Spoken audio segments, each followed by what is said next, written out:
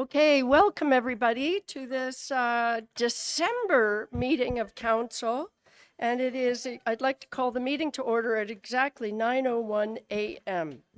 And with that, and I should say that we have regrets from Councillor Clark. With that, Councillor Schumacher, would you mind reading the land acknowledgement, please? I would love to. I would like to respectfully acknowledge that we are on the traditional territory of the Anishinaabe under the terms of the Robertson-Huron Treaty number 61 of 1850 and the Williams Treaties of 1923. We commit to acknowledge, learn, educate, create opportunity, honor sacred places, and take action towards real truth and reconciliation in support of our commitment to walking the path together in respect, peace, and harmony for future generations. Miigwech. Thank you very much for that. Are there any disclosures of pecuniary interest? Okay, seeing none. Oh, and I should say, my apologies, Deputy Mayor Armour is joining us virtually, as we can all see on the screen. So we did have, as our first item under invited and ceremonial presentations, we were supposed to do our 2025 Employee Long Service Awards, but they have been postponed till January. And don't ask me why, there was a little bit of a mix-up on dates. So definitely we'll make a big deal of it in January. And with that, we are moving to our deputations, and the first one is with Sean Carr and Mike Shaver, here to talk about the license of occupancy application at 42 Main Street East. Welcome.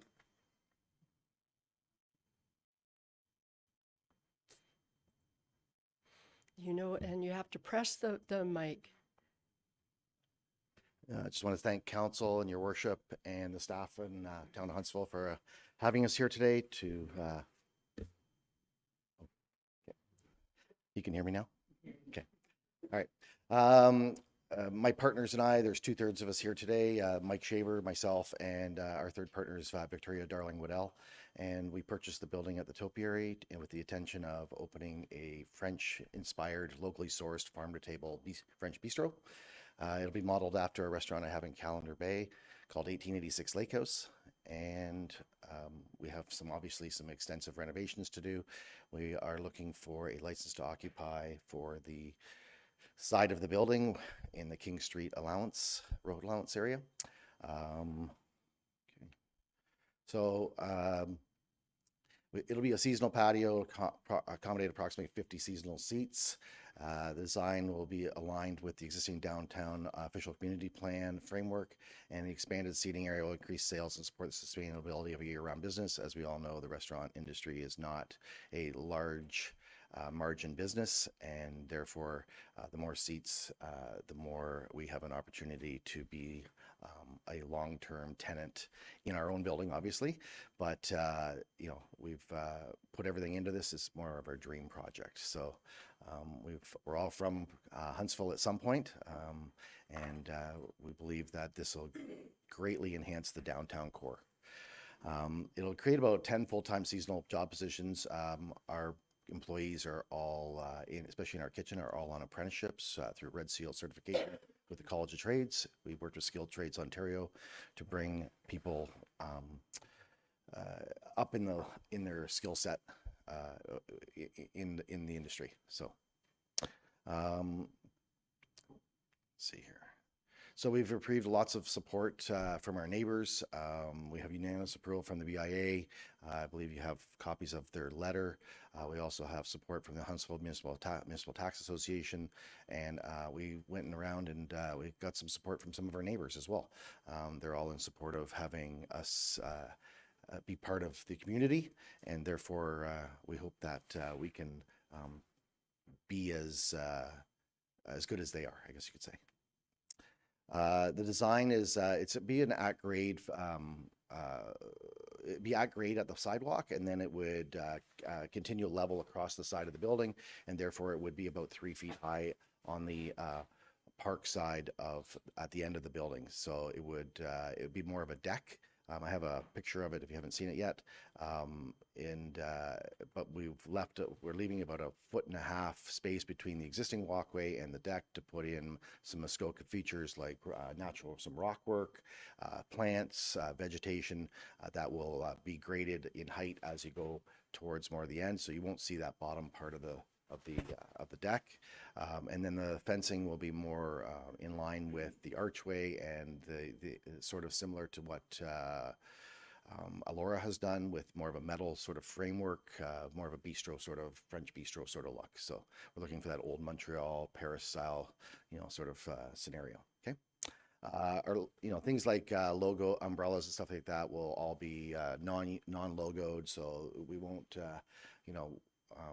I guess you could say be pushing anything specific. It'll just be a uniform look throughout the whole space. With putting the side patio on the side of the building, we can leave the existing lighting that's already been mounted, which is beautiful. We love it. And also the Group 7 painting that's on the wall. There's also an opportunity to maybe add more artwork, or Town of Huntsville or Festival of the Arts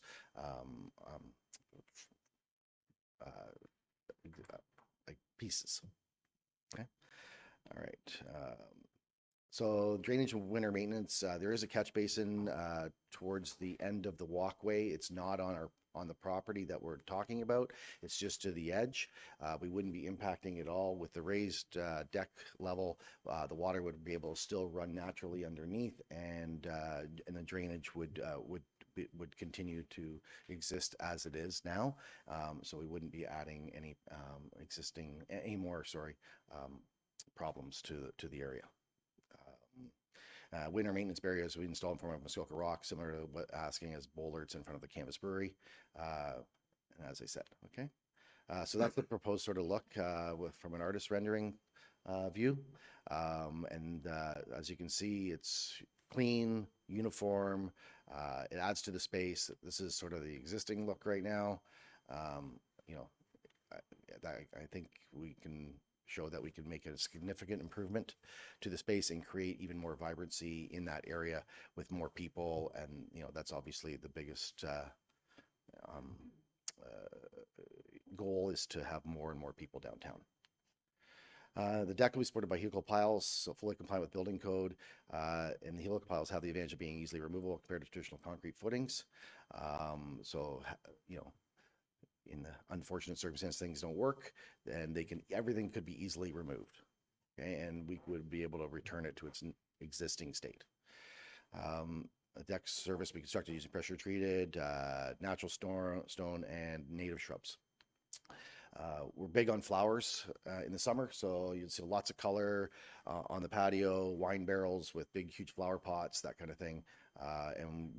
As don't have a green thumb, we would hire a local landscaping company to take care of our flowers for us. Okay. We looked at things like a phased-in approach, just because but unfortunately, due to the low margins in our restaurant industry, we need to establish a strong cash flow. We really do need to maximize our seating as soon as possible, right out of the gate. Getting that first summer under our belt with the maximum number of seats will give us the ability to get through the slower and more off-season time periods in November, January, right?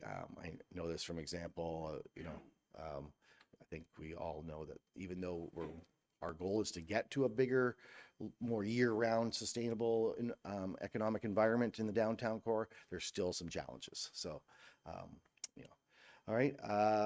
What else?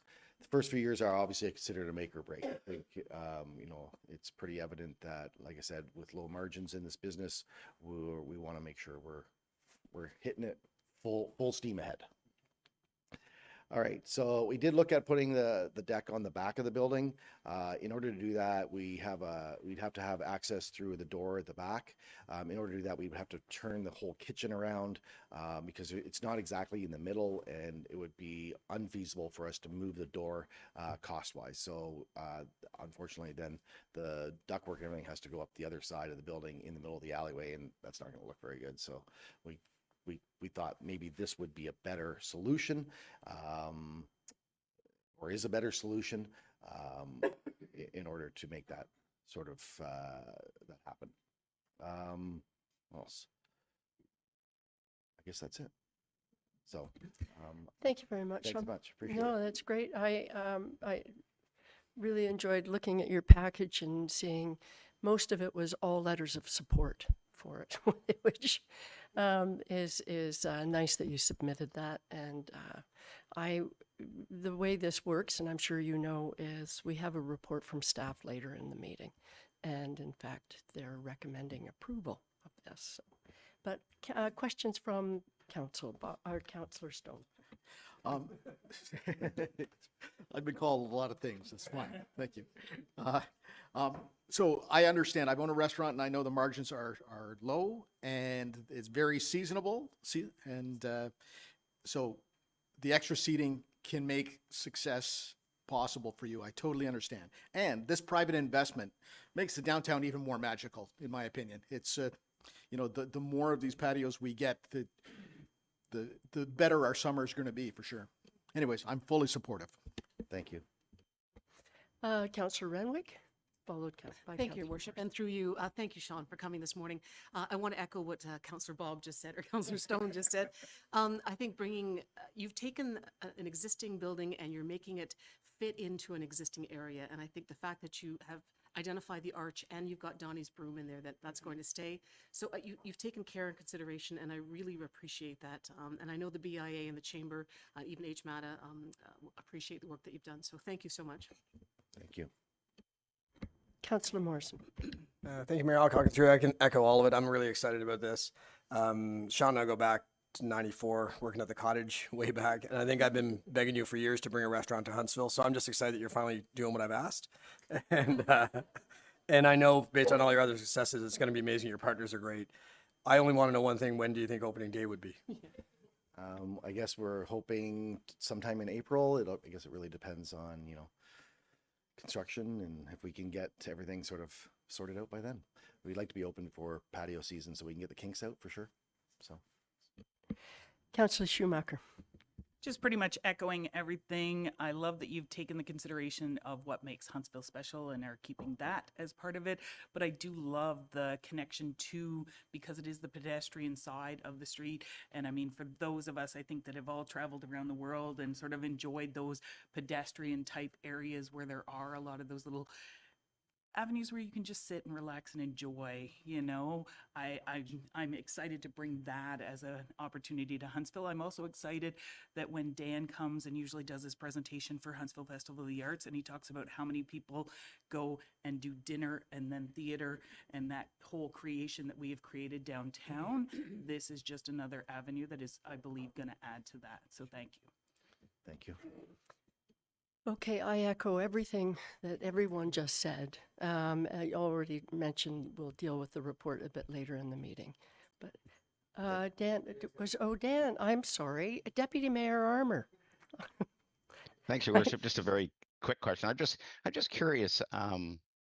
Did you ever consider putting it out on the sidewalk, just to save costs instead of actually all the construction work that you need to do?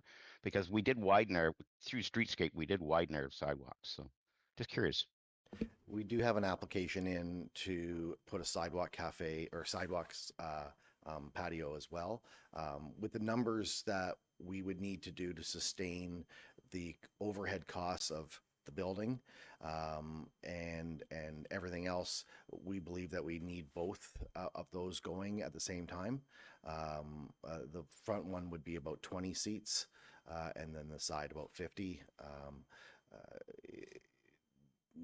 We've incurred quite a few extra costs in the building already. I don't know if anybody's aware, but we pulled out a 4,500 liter diesel tank out of the back, which was a huge environmental cost that we had to incur. It was full of 3,800 liters of diesel that had been there for 50 years, and that could have been a huge environmental disaster, I guess you could say, back there. That cost us an extra 50 grand right there. So, our overhead costs are at a level where we believe that with the number of seats we need is going to be like that 70 seats outside is huge. There's, you know, that will carry us the rest of the year almost. So. Okay. Double decker. That's new. Once again, thank you. And thank you for doing all of that and doing it so carefully and thoughtfully. Really appreciate that. Appreciate it. Thanks, Council. Thanks, Your Worship. Thanks, staff. All right. Next, we have the Chamber and the Curling Club joining us. Welcome, Ron. Welcome, Holly. And this one is also very exciting. Okay. Rather than go into it, I'll just let you introduce it. Good morning. Thank you, everyone. Yes, Ron and I are here with some exciting news. The Curling Club, Huntsville Curling Club, turns 125 years old in 2026. So we are very excited to help them celebrate in many ways, actually, next year. But the first, so we've partnered with them and the BIA to help celebrate Curling Day in Canada, which happens in late January 31st. And as you know, we've got a beautiful rink almost completed down in Rivermill Park. So we thought to activate that a little further. And they had the idea of a Croca Curl rink. And they came to me with that, and I said, what the heck is that? So anyway, so originally we had just planned to have it for that sort of weekend. But we thought it would just add so much more excitement to downtown for as long as we could have it. It's going to be a natural surface rink. So essentially what the rink is, I'm going to let Ron talk a bit more about the celebrations and everything for the day. But what we hope to have built right in front of the Rivermill rink, so sort of towards Darrahell Way on that flat section by the sort of red shed there, a 25 foot in diameter around Croca Curl board. So it's just a natural ice surface. So what they do is they build it with 2x6s and 2x4s. It's just sort of sitting on top of the snow with a liner. David Gummo and their team are going to help build it, probably Doug Profit as well, our famous builder. And so what they do is they just do, it's just a thin ice surface on the existing liner that we use for the rink. And then we paint it with ice paint. And they have these sort of pegs that go in the middle, and we have plastic stones that our team will monitor on the weekends for people to use. And then it's sort of like crokinole. It's crokinole and curling in the same sort of thing. So it's really exciting. Yeah, and so we're hoping to have that as long as we can. So my team would help clear the rink when we clear the main rink. Yeah, so the Curling Day in Canada is a really exciting one. So I'll let Ron go on that. Great, thanks, Hallie, and good morning, everybody. Yeah, so Curling Day in Canada is actually an annual program where curling clubs right across the country, they have numerous events that are designed to promote and just celebrate the sport of curling. And one of the components of the program is TSN, so the Sports Network. They choose one curling club where they actually do a live telecast for 1 hour, and we're very fortunate and very honored the fact that they chose the Huntsville Curling Club this year. So, you know, we think of this as a great opportunity to promote not just curling and the curling club, but the town of Huntsville in general, right? So we've got a whole slew of activities lined up for the day, primarily at the curling club, but also at Rivermill Park with the Croca Curl as well. That's hard to say, actually, isn't it? Right? It doesn't come off the tongue naturally. So at the curling club, their TSN is actually going to set up a broadcast booth right on our ice surface. On sheet 1, if you're familiar with our curling club, and then they're going to do a live telecast. Part of it will be live, and then they're going to break away, and they're going to be pre-recording things as well. And so we've got lined up, it's called the Great Canadian Shootout. It's a competition where teams across Canada do a draw to the button, and the team that gets the most draws to the button in 30 minutes wins $5,000. So that would be kind of nice for us to win. On the next sheet, we have a celebrity curling match, and we've already got some celebrities lined up, and some of you may be getting an email from me over the next few days for your participation. And then on our other sheet, we're going to have some youth curlers out there, just kind of, you know, showing what our youth curling program is. We're going to have an open house. We're going to invite the public in to try curling now for the first time. Everything will be free to the public. There's no charge. This is not a money-making event for us. This is purely trying to promote our game and our curling club as well. So we're really excited about that. My understanding is that TSN is going to be coming in the day before and taking some shots around town and that kind of to promote our town. And the Crokinole, while it won't be broadcast live, they will be there over the course of the day doing some shots so that they can have a recorded version on the air. So great opportunity for us in the town, and we're pretty excited to be the host club for that this year. Thank you both. This is one where I just have been beaming the whole time you've been talking.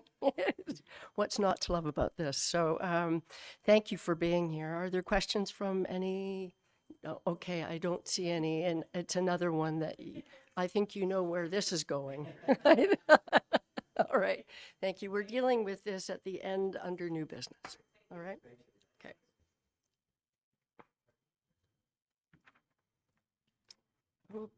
Okay. I have a motion moved by Councillor Fitzgerald, seconded by Councillor Stone. Be it resolved that the regular council meeting minutes for November 24th, 2025 be adopted as printed and circulated. All those in favor? And that carries. Okay, so moving to reports for information and meeting minutes. We do have two sets. 7.1.1, Huntsville Lake Base Chamber of Commerce, October 17th. Councillor Renwick, anything to add? Oh no, I keep. In fact, it says it on. Holly, would you like to join? Okay, that's okay. That's all right. It's not your job, and in fact, it's not Councillor Renwick's job either. So. And Councillor Clark is absent, so we'll just bypass that one. And then 7.1.2, Huntsville Municipal Accommodation Tax Association. We do have minutes from October 28th, 2025.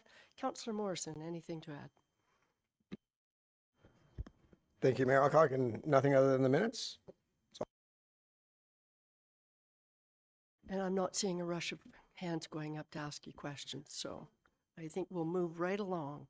So next motion I have has been moved by Councillor Schumacher, seconded by Councillor Cluche. Be it resolved that the Accessibility Advisory Committee meeting minutes dated November 25th, 2025, and the recommendations contained therein be adopted as printed and circulated.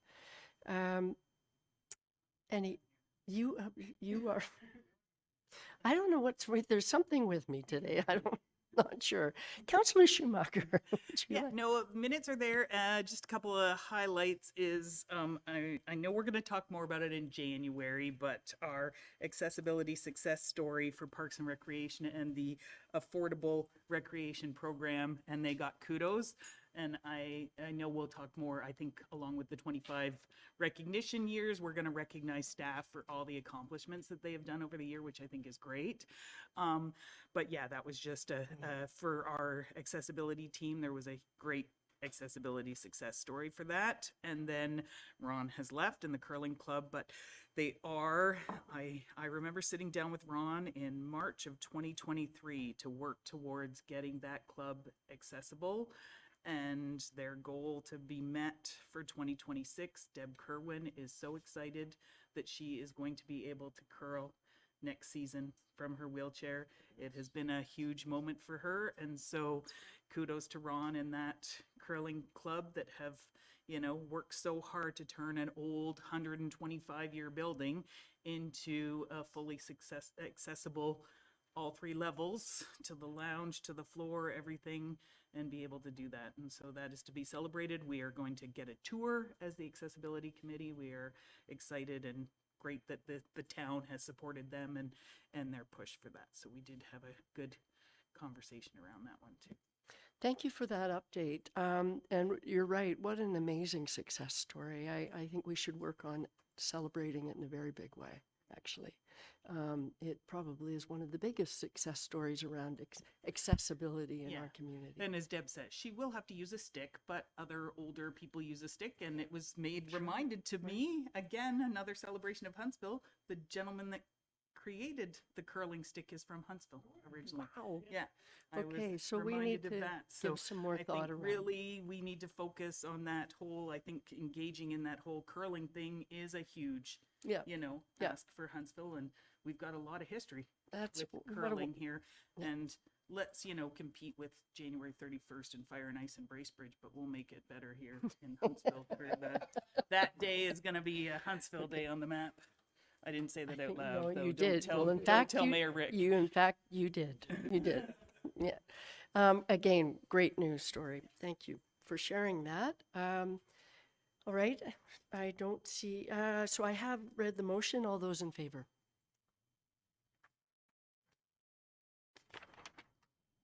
Okay, moving right along, I have a motion moved by Councillor Renwick, seconded by Deputy Mayor Armour. Be it resolved that the General Committee meeting minutes dated November 26, 2025, and the recommendations contained therein be adopted as printed and circulated. Are there any questions or comments about that? Seeing none, all those in favor? And that carries. Okay, moving right along to reports from municipal officers. We're starting, the first one that was identified was in fact withdrawn. So we're moving to item number 2, which is report OPS-2025-17, the road assumption, Eagle Crest Avenue and Charlie Morley Boulevard. And Michael, you're here to speak to us about this. Welcome. Yes, good morning, everyone. Just bringing forward this report. It's associated with the Woodstream Phase 2 subdivision. So the works associated with fulfilling all the conditions in this subdivision agreement has been completed to the satisfaction of town staff, and we're bringing forward a report for the road assumption of Eagle Crest Avenue and Charles Morley Boulevard. So this report, a little bit different than the previous road assumptions. In the body, there's associated costs. These are high-level costs that the town would incur over the next life cycles of all these assets. Once again, they're high level. We assume that these numbers will be adjusted as time goes on, but this is our best estimate right now. So yeah, any questions? I'm here to answer them. Thank you for that. It was pretty straightforward. Are there any questions from council? I'm looking, Councillor Stone or Councillor Bob, as I like to call him. Like I said, I've been called a lot worse. So we're assuming these portions that you've outlined here. So do we, when we plow it, do we raise our blade when we go over the other parts that we haven't assumed yet?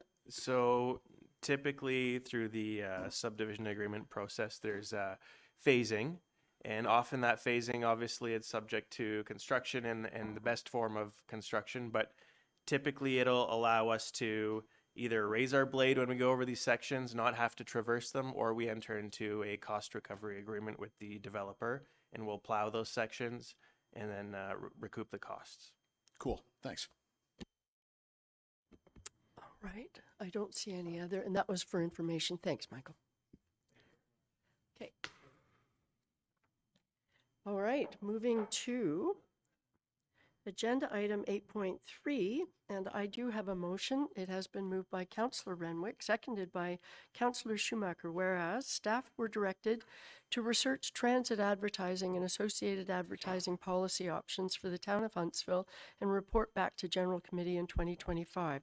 And whereas the transit system will undergo changes in 2026, which will affect the advertising requirements and opportunities, now therefore be it resolved that staff manage the advertising on the Main Street West bus shelter internally for the town of Huntsville programming, initiatives, and tourism marketing until a comprehensive transit advertising program can be established.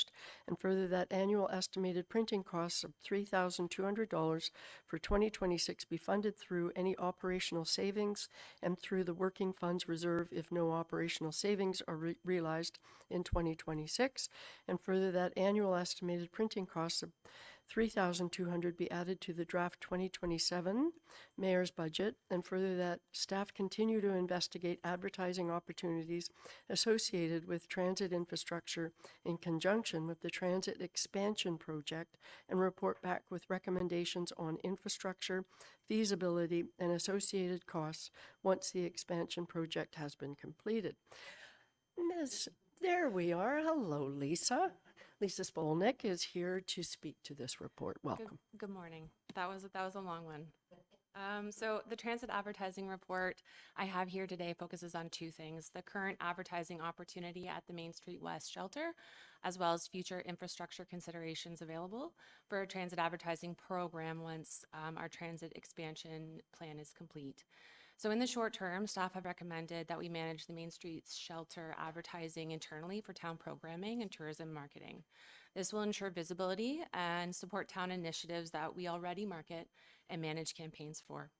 We estimate annual printing costs at $3,200, and this will come from operational savings in 2026 and or the working funds reserve if needed, and be added to future budgets.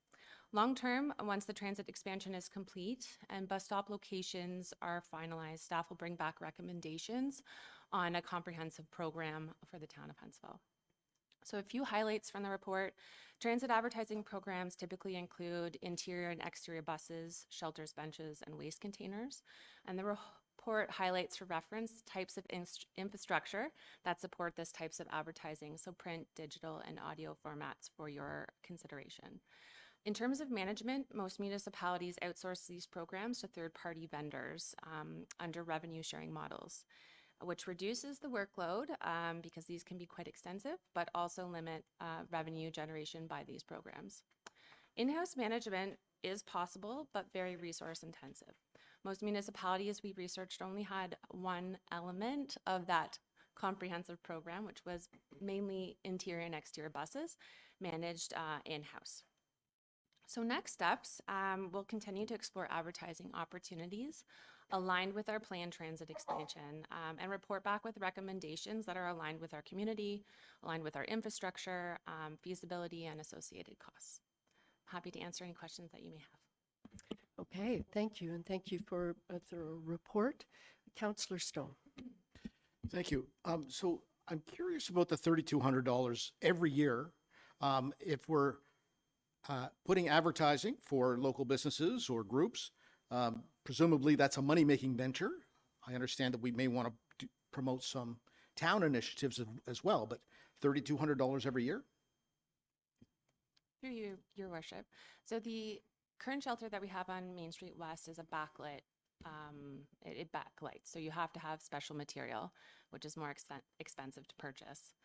And the recommendation is to do existing campaigns that we have, because we currently don't have the administrative resources to manage selling, management, finance, contracts for doing that externally at this time.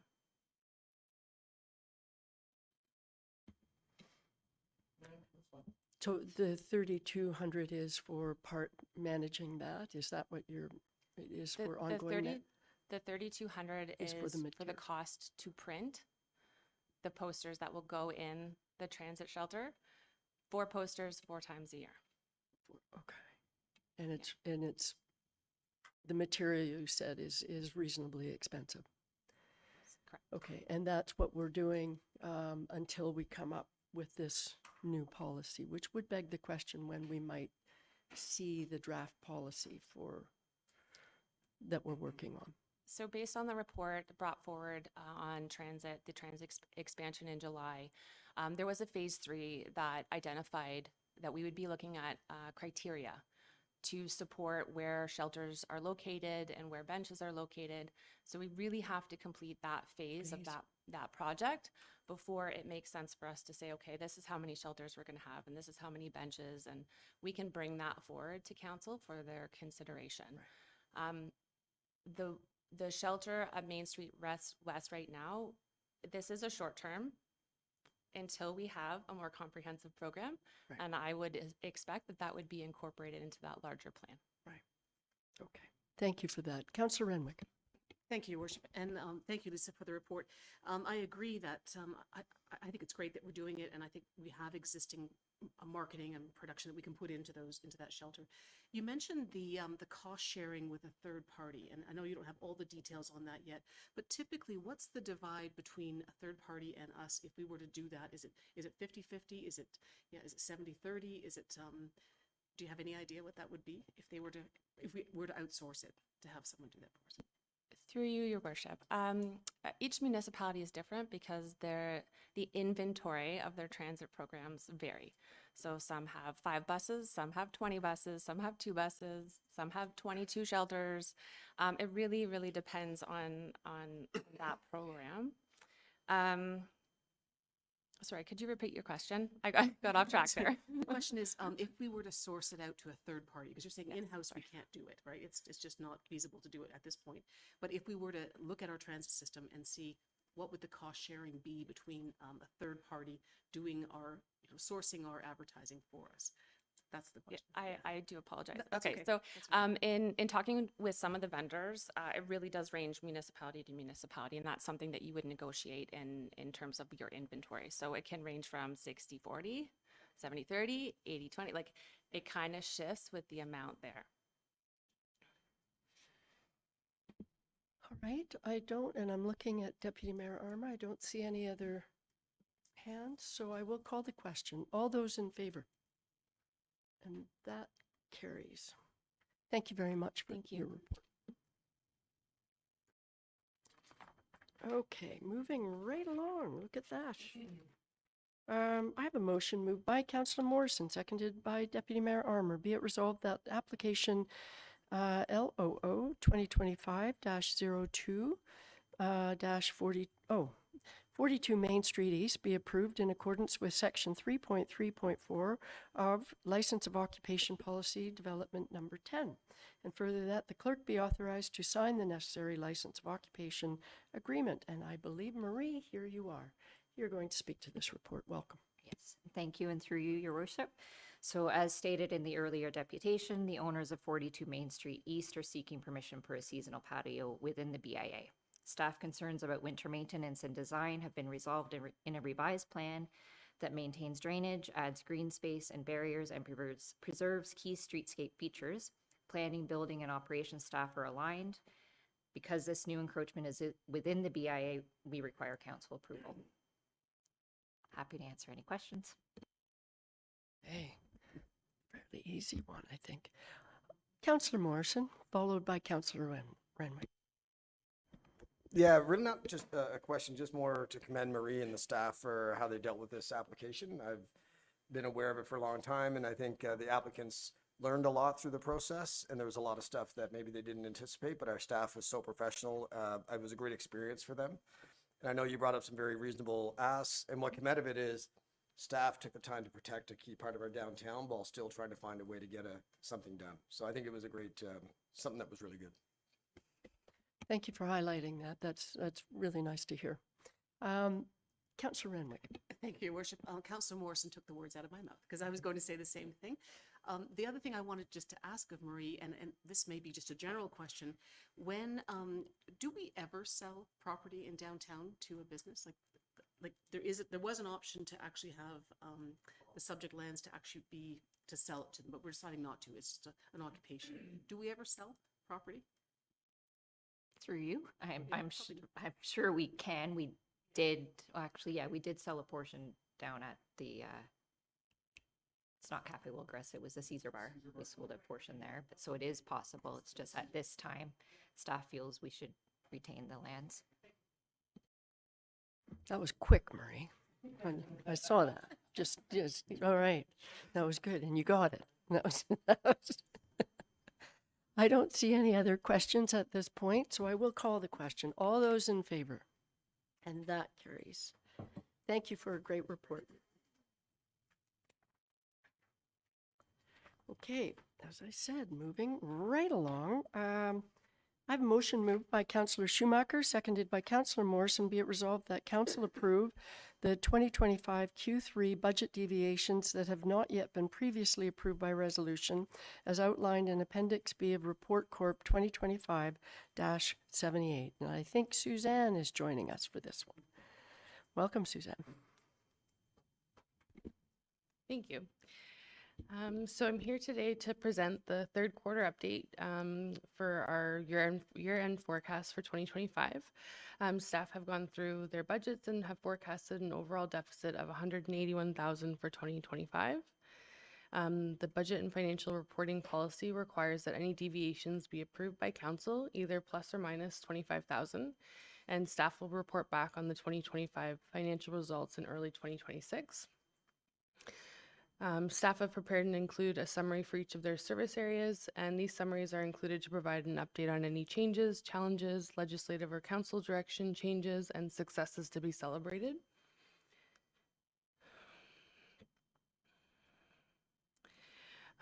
Just to go over what's included within the report, Appendix A includes a consolidated summary by service area. Within that, the summary on the far right column is the impact to the area within the town that impacts the total deficit that is being forecasted. While there are a few areas that are forecasting to have increased expenses compared to what was originally budgeted, I'd like to highlight that there are also a number of areas within the town that are forecasting some surpluses as well. Again, overall, the deficit is forecasted at 181,000 for 2025, and one of the key items that make up the deficit is the fire administration revenue with Lake of Bays. As we are all aware, the Lake of Bays agreement is ending in 2026, and staff are still in discussions with Lake of Bays on the amount to being paid for 2025. Staff will report back on the outcome of these discussions, and that was listed as a deviation for 195,000. As staff work through the last quarter of the year end, they will continue to monitor budgets and seek any savings where possible to bring the actuals closer to budget where possible. Appendix B includes the deviations based on the revised forecast amounts and changes that also includes changes that were approved in year, which is expected and normal to see. Some of the deviations have been approved previously and some are new. The far right column provides a list of the amounts that were approved in the Q2 report and highlights any changes. Appendix C includes a detailed forecast by division and service area and department. Appendix D includes the forecasted reserve balance for 2025. This forecast takes into account expected reserve transfers that have been forecasted in the report to give us an indication of where the reserves will end at the year end. Overall, the year started out with a total reserve of 26 million and we're expected to end around 23 million.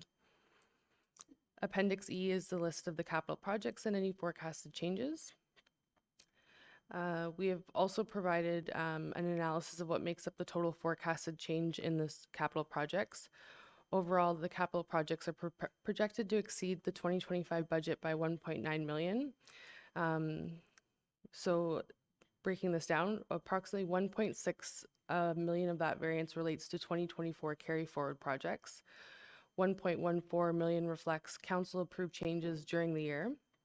And at this time, about 600,000 of that amount is projects that are expected to be deferred to 2026. A full list of any projects being deferred at year end will be identified in the year end report and will be provided to committee in early 2026. The remaining balances of those adjustments consists of individual project adjustments resulting in a net decrease of 260,000 to the overall forecast. The forecasts prepared are based on what is known at this point and what is expected. Staff will continue to monitor these overages and reduce spending where possible to reduce the deficit. There are areas within the town that there may be additional savings for SW for salaries, wages, and benefits due to staff vacancies, which will help offset the overall deficit at the year end. That's all I have. So thank you. Thank you. Thank you for that, Suzanne. Your last statement answered the question I had, which was, can you identify? And you just did. So that was good. Are there questions from council with respect to this report? It's very thorough. Deputy Mayor Armour. Thank you, Worship, and thanks for the report. I just have a couple quick ones, actually. The one thing with the Huntsville Lake of Bays Fire Department, as we know that we're carrying over that deficit now, we're going to have the same deficit in 26. Are we anticipating any changes to the level of service or savings in that department to try to offset that instead of carrying it forward? CAO Corey. Thank you, Your Worship. So to respond to your question, Deputy Mayor, we will be having conversations with the Township of Lake of Bays. with respect to outstanding amounts after the year-end consolidation is completed. So we added that amount in as a placeholder because we actually don't know yet. But once we do the year-end consolidation, we'll have a better understanding of what that deficit will be with respect to fire service. In 2026, as reported previously, we can expect a reduction in the revenues that were budgeted when we did the 2-year budget. And early into 2026, staff will be bringing a report forward with respect to changes to the operation and any financial impact that that will have on the fire department. Okay, Deputy Mayor Armour? Do you have a follow-up or? Oh, you're on mute. You're on mute. They're trying not to hear me eating. So I just have the other question I had was the lost in interest rate, about $60,000, I think it was set at. And I was wondering if there's any change in that, or you just see any change coming with that, because that's included in the budget and that's something else that we don't have control of. Director McKenzie. Ha. So we have been forecast, or we have been kind of preempting it that there may be a decline in the interest income as interest rates are decreased. This also depends on the balances that we have in our investments in our bank accounts. So we'll continue to monitor that. One thing that did offset that is our property taxes receivable balances are up, and so our interest and penalties is actually up. So they're kind of offsetting each other. So we expect that will probably continue in next year as well. Great. Thank you for that answer. And you heard that? Yeah. Okay. And you're good? All right. I don't see any other questions from council, so I will call the question. All those in favor? And that carries. Thank you for the report, Suzanne.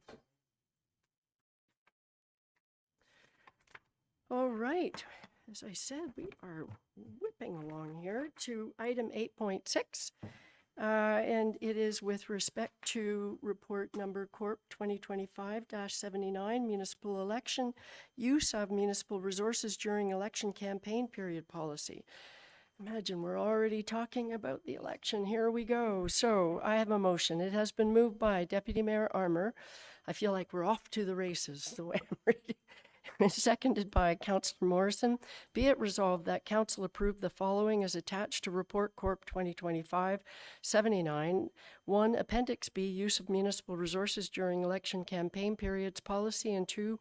Appendix C, amendment to the town's delegation of authority bylaw, and further that the 2018 policy as adopted under Report Corp 2018-10, Resolution GC 26-18 be rescinded, and further that the delegation of authority amending bylaw be presented to council for consideration. With that, I will turn it over to Clerk Kalea. Thank you, Mayor Alcock. So this is a policy that we have on the books currently that is required under the Municipal Elections Act. It's 218, so I did not update it in 222. So it's time for a revamp. This policy went from like 4 pages to 9 or 10, I believe. Provides much more clarity in the policy itself and who could do what, from staff to candidates to third-party advertisers and all the way through. So I think the report is fulsome in its outline of the differences, but one of the things that in Appendix C in the motion, I am requesting that this be delegated to me so I can make amendments if required, and as well as a new policy in 2030 if required. Okay, thank you for that. Maybe you could expand on the benefits as to why we ought to delegate to you. I know they're there. Thank you, Mayor Alcock. So as you probably know, the clerk has a lot of authority with elections already. Council has a few, but not a great deal, and for obvious reasons. To allow to be able to do this myself gives me the ability to change things if required. As council knows, this policy really outlines what you can do and can't do. And as a member of council, it's a tough tough balance that you have, which hat you're wearing at the time if you do choose to run again. And so I think this is very helpful for that. And I don't foresee any changes unless something crazy comes up, but because it's gotten more fulsome than it was before. So it just allows me the flexibility, and we do this collectively as clerks of Muskoka. We try to do everything as collective as we can. All through the election, we have the same method. We all went to our councils with the same method. This is one of these things that we're also doing. Now, I know the different municipalities in Muskoka are taking them at different times. One municipality has decided not to take it to next term. One municipality has already delegated authority. So we're a little bit different, but at the same time, we're trying to make everything the same, because we kind of cross borders, and to make everything equal. I appreciate that response. Certainly the consistency across the board with other municipalities. Councillor Stone. Thanks. So with the delegation of authority, presumably any changes that you make will be brought back to council at the next meeting?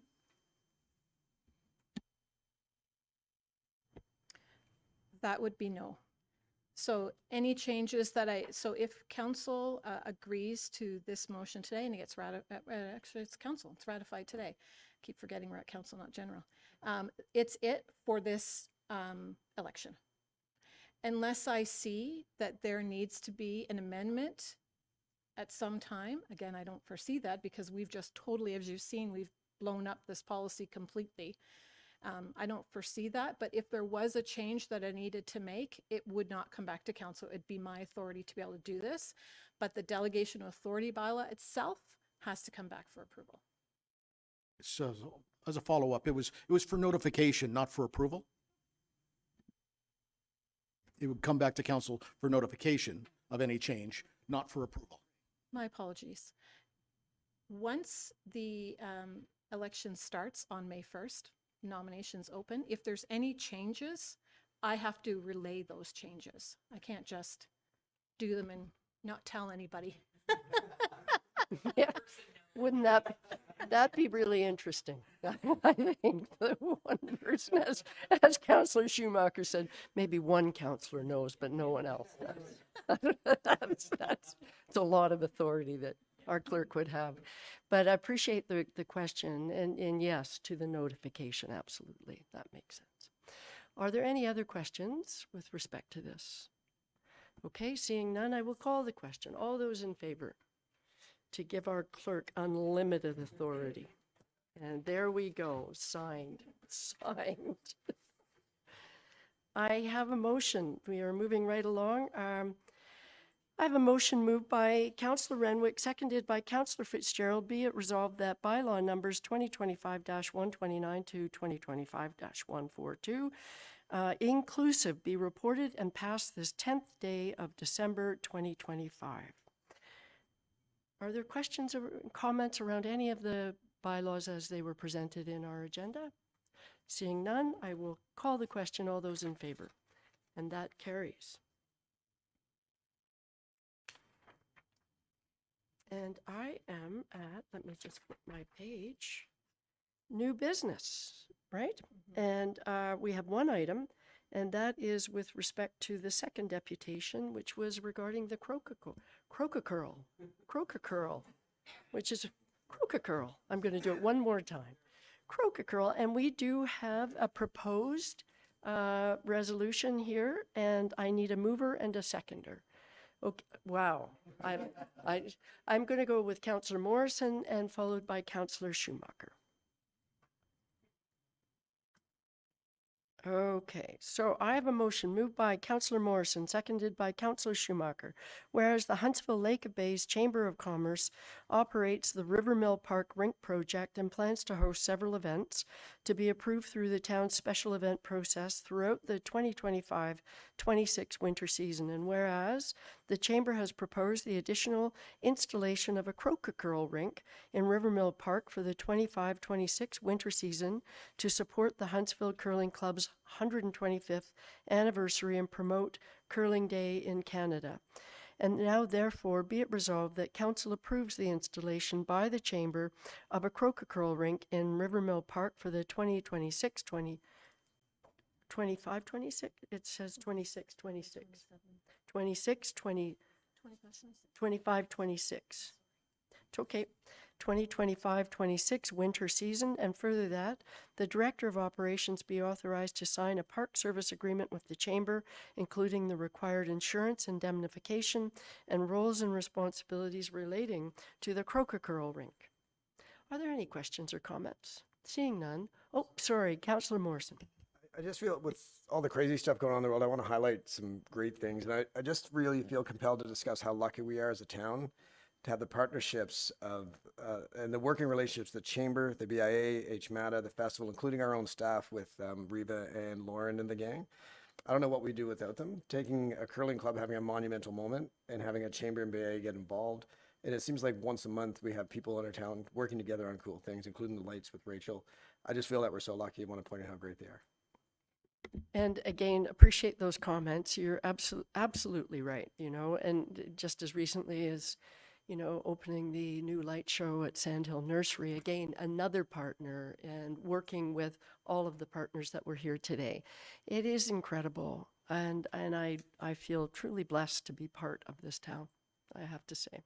Appreciate those comments. So, are there any other comments or questions? Seeing none, I will call the question. All those in favor? And that carries unanimously. Thank you, everybody. Yep. Yes, you may. You seconded the motion, that's sort of. So moving to general information. We had council correspondence from November 15th to November 28th. And we don't have a district update because it's all backwards this month, and we have district next week. So we're missing that. As far as events and updates, we had past events. So on November 28th, speaking of these partnerships, it was such a great day of the Santa Claus Parade. We had the Huntsville's tree lighting in Kent Park, and followed by the Santa Claus Parade, which was spectacular. And this year we had a Town of Huntsville float. And I think James Grooms was probably the happiest person of all, driving it was watching his face. Well, actually, sorry. Manager Richard Clark was dressed up and he was beaming, I have to say. And so it was pretty exciting. And then on Saturday, November 29th, we had the Muskoka Christmas Market in the downtown. It was booming, incredible. It just packed, and it was so much fun to be part of. On Wednesday, December 3rd, of course, we had the annual Project Porch Light food drive, and I know a number of councillors were part of that. Councillor Morrison, you were part. Did you want to add anything about that? It was my first time doing it, and I won't miss it again. It was such an amazing experience. The people you got to interact with, the generosity we saw. I mean, one lady I think had like 6 massive bags out to give back. It was really cool. And the highlight was getting back to the Manor retirement home on Tate Street, where they demand that we all come back there and have cookies and drinks and hang out with them. So it was just a really good moment. And to see our firefighters and police officers and so many people step up and help on a very snowy night. It was very snowy, and it was such a cool experience. I recommend anybody next year to step up, because this year there was more volunteers than the year before, so it went quicker. So if next year we can get even more, it'll go extremely quick. So yeah, it was such a good experience. No, that's great. And I think the snowier the night, the better in some respects.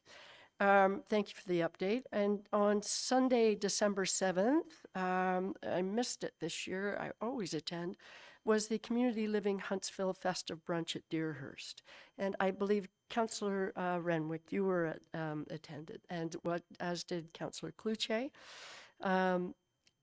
And I gather it was the biggest one they've had yet, because it was at Deerhurst, and it was really very successful. Would you like to add anything, Councillor? Just to add that it was an incredible event. They did have 408 people there. Yeah. So I think they doubled their size, and the amount of donations that they got, it was a really great breakfast and lots of people, lots of activities. So congratulations to Community Living and the people that joined in to Yep. take part in it. Yep. No, that's great. And we know that I believe Tall Trees provides the food for that event, which is extraordinary. And it is one I was sorry I missed it this year. Upcoming events on Saturday, December 20th. Of course, we have the Portage Flyer Christmas Train from 5 p.m. to 8 p.m. Another exciting event. And then, of course, we'll keep reminding the public that on February 3rd, 4th, and 5th, of 2026, fast approaching, is the 26 Ontario 55 Plus Winter Games, which we alluded to earlier with our Croca Curl rink.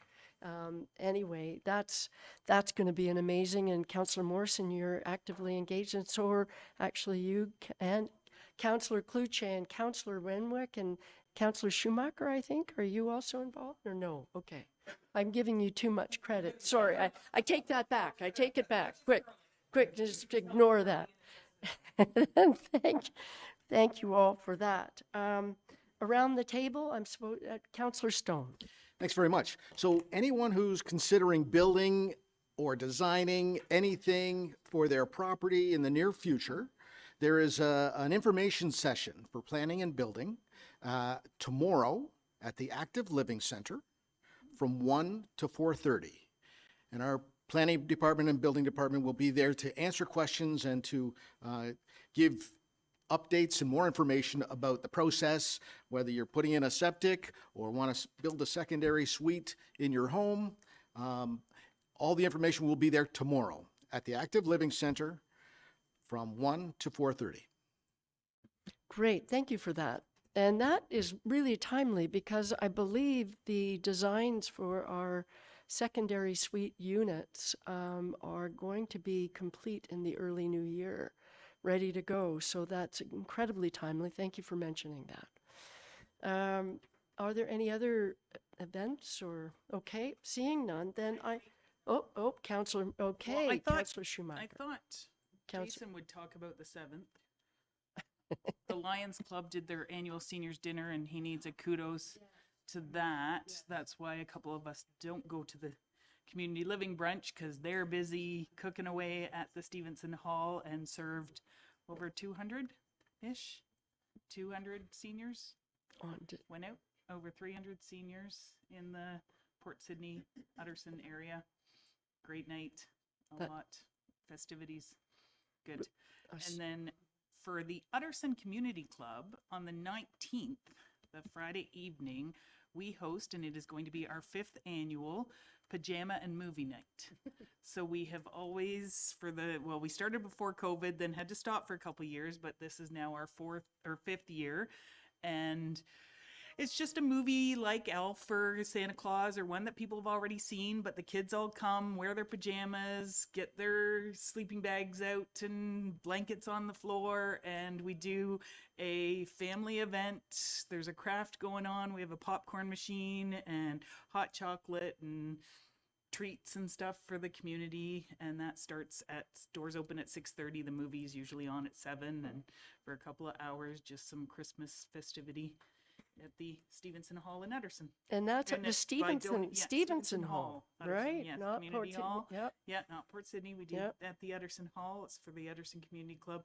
By donation only. Just, come and enjoy and have a good time. And we've gotten up to about 50 to 70 families and kids coming out usually. What an awesome The older event. ones enjoy that we now have Wi-Fi at the hall, and they might sit there and play on their phone if they're like 13 or 14, but they're it's there. a range, and they're there. That's incredible. It's And an the enjoyable night. December 7th event was at the Utterson Hall, right? Yeah, as well. Okay, now I'm gonna get 'em to talk about it. Councillor Fitzgerald is about Well, you to- know, the Lions are a pretty humble crew, but that was our 28th year. We delivered, I think, 60 meals out to people who couldn't get out to come and join us at the hall. But it's really nice. We had Kyunga Lee play the piano for all our guests, and she had a percussionist join her. In 28 years, free meals to seniors at every Christmas. And for a lot of them, it's their once a year opportunity to see some of their neighbors because they don't get out as much as they used to. And wonderful community support, and we'll do it again next year. And I'm going to the pajama party with my daughter. And yes, Wow, yes, wow. yes, his daughter Okay, made. there we "Look, go. Dad, we gotta go Just to the for pajama those who party are this year," listening, because now we they saw that. know that Councillors Schumacher and Fitzgerald will be there. Yes, and then the In their 30th, pajamas, the I'm 30th at the assuming. Port Sydney Hall, we did have our Making Spirits Bright, and they do light that Christmas tree at the Port Sydney Hall on, but there wasn't as many people because the weather was not the greatest on that tail end weekend. But kudos to, I do have to mention, Det Schumacher worked very hard. I do have to. That tree that they planted and the town, he got the town to plant that tree because every year the Lions Club would have to go out and get a tree, cut it down to light. And finally he came to the Parks and Rec Department and said, let's plant a tree there so that they can light it every year. And so that's been there since a number of years now. That's great. Did I notice your hand, Councillor Renwick? Look, see, thank we're you. on a roll We're on a now, roll, but and this is just to all be s- positive, so. It's Christmas. It's Christmas. December the 2nd, we were able to go out to the Forest of Light at Sandhill. The mayor, a number of councillors came, and if you have the opportunity to go out and see, it is absolutely stunning. It's through the HMATA funding. It's the Eclipse Walk of Light that is now at Sandhill, and it is spectacular. So just wanted to And I'm glad you mentioned it. It is spectacular. I was blown away when I walked through. And it certainly, I think, would be a wonderful Christmas gift for people, right? Just to get them tickets to that. Got to figure out how to do it.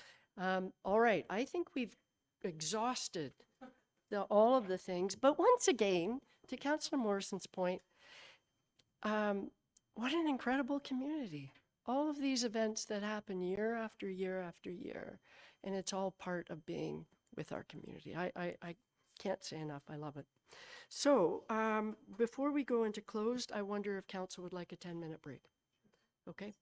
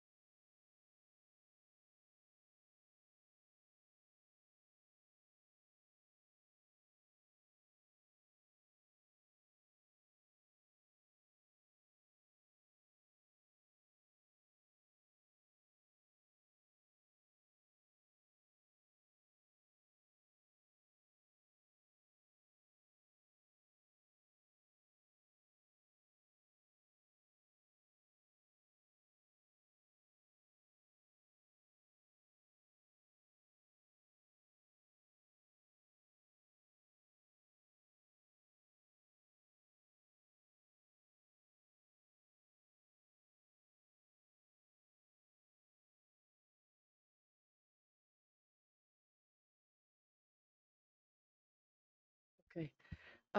Welcome, everybody. We're back from our break, and I do have a motion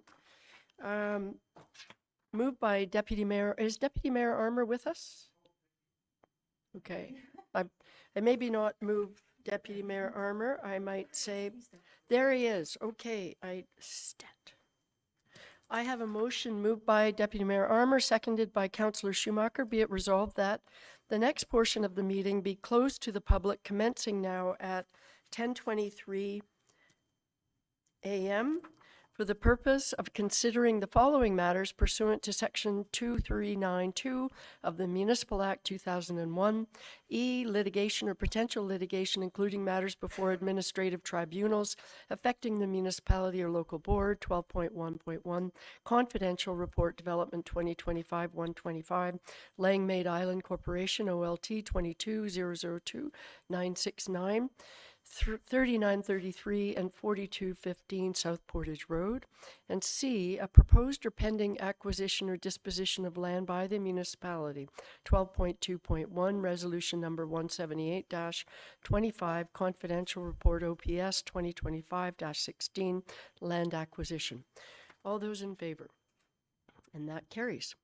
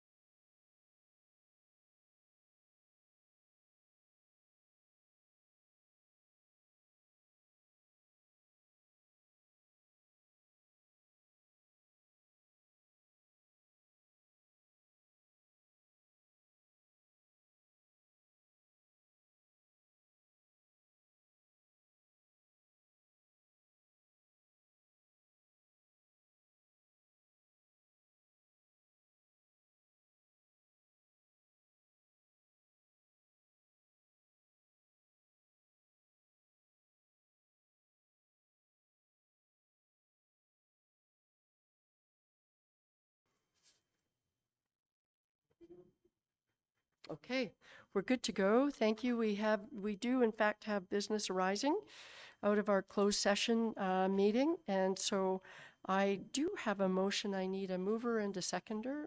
I have a motion moved by Councillor Stone, seconded by Councillor Schumacher.